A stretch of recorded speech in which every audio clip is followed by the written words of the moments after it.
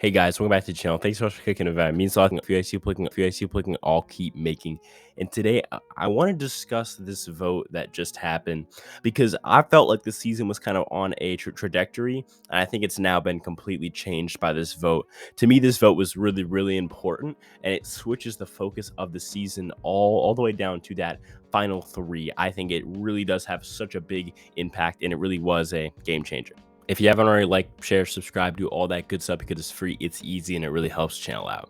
Okay, so going into this episode, my view of the season was Coco is probably going to lose maybe one more challenge. The rest of Vessi will probably stay intact. Maybe they'll go again, but they'll probably just vote out Dwight or Noelle. And I was actually leaning towards Dwight because Noelle had been, kind of built up with really a fantastic edit to this point. And between her and Justine, she had been shown in a much more favorable light. And so I had really thought that we were getting that main Vessi kind of group going to the merge. On top of that, I saw Baka also mostly getting to the merge intact, with Janine going out during that pre-merge section, and I saw Coco going once and voting out James. Now, after this episode, I mean, everything changes.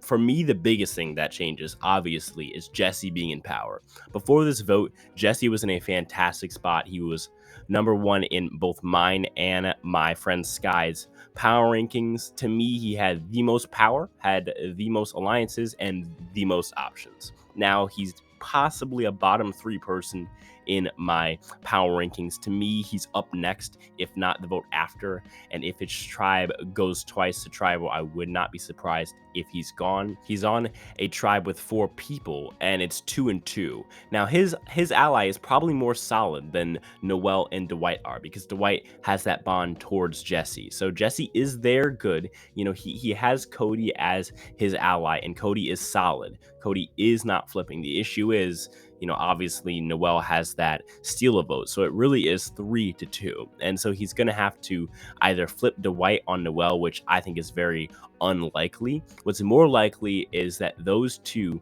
try and flip Jesse on Cody. Now Jesse has a few options from there. I think Jesse could, one, flip with them, guarantee a spot at the merge, and just hope that they don't lose again. And even then, even if they had lost again, I think Jesse and Dwight could definitely stay together. I think Dwight, the whole island wife thing really does match up. And so I think that could stay strong, and Dwight still has that bond towards Jesse, even though Jesse kind of burned him at that first tribal that Vessi tribe went to. Or Jesse could stay strong. And again, this is obviously assuming that Jesse does not know about that Steal vote. Jesse could stay strong and vote 2 to 2, but they use that Steal vote, and now it's 3 to 2.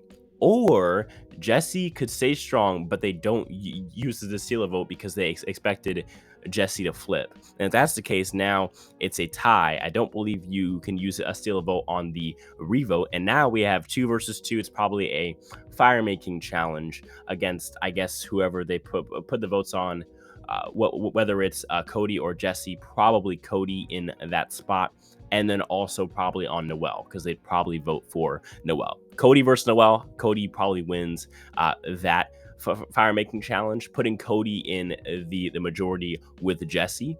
The rest of the scenarios end up with Jesse going home. So that's the only one where he convinces both Dwight and Noelle that he's going to flip on Cody, and then he doesn't flip on Cody, which seems kind of feasible. Like, it's something he could think up if he knew about that advantage, but I don't think he's going to know about it, and therefore he won't see it fit for him to flip on Cody. And we haven't even really talked about Nneka at all, really. She's the one who goes home here. Very confusing. I think there's a way to do like this blind side where the people in the majority flip on that one ally. Usually it's 2 flipping on that third one, especially during the pre-merge. This is not the way to do it. They just showed them for a second saying, hey, maybe we should flip on Nneka because she's making us lose challenge. But we saw not only last episode them turn on that mindset, but also Cody reiterating here, saying that they've already made their bed and that they need to sleep in it. Basically saying that they've already made that choice to go with players who are in their alliance over physically strong players, keeping Nneka and voting out Justine, and now they can't switch that philosophy. So I don't know. It almost showed the opposite, where it showed us specific reasons why Nneka should not go. And I'm not saying that they had to say, okay, Nneka is going 100% or it's like very likely, but another thing, why are we not shown that convo that makes Noelle feel secure about not playing her advantage? And I don't need to see Jesse's confessional where he goes, we're voting out Nneka, we are not voting out Noelle. That's too much to give away. All I really need to see here is Noelle's confessional, where she's like, Cody told us that it's all Nneka, so I'm convinced, so I'm not going to play my advantage, or I'm probably not going to play it. That would have made sense as to why she felt comfortable, but we never saw that. And so we go in expecting her to play this advantage and see how it falls out. So when the advantage isn't played, all of the buildup was kind of build up for nothing. It really didn't make much sense to me. And I think it could have been edited in a much better way. On top of that, they really didn't give Nneka the content that she needed, right? They showed her failing in the challenge, but they didn't really show her as a boot edit. And I'm not asking for a very predictable boot edit. I'm just asking for one in general. I mean, she got the exact opposite of that. And again, her alliance just didn't really have a good reason to vote her out that we saw, at least in the episode. So very confusing for sure. Also from here, I feel like this now affects the post merge and therefore seeps into these other tribes, because now this Vessi tribe becomes like the scattered people. And when I say that, I mean, like, for example, the yellow tribe in 41. Now obviously they're a little bit different because they stuck together for that first vote when Sydney goes home, but after that they just scattered. They flipped on each other and they weren't very solid together, and I think that's going to be what this red tribe is, especially if it's not like one of the two pairs that come out of this tribe. If it's just like Dwight and Noelle, or if it's just Cody and Jesse, that's one thing.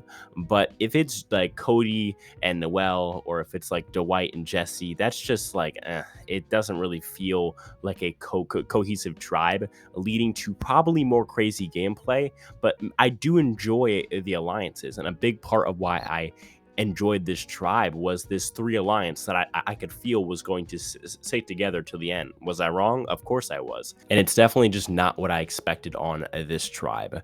But what do you expect for the future of the game? Let me know down below in the comments. As always, none of this happens without you guys. I'm just a weird guy spinning a weird microphone. So as always, thank you. That's what I'll talk to you guys in the next one. Peace.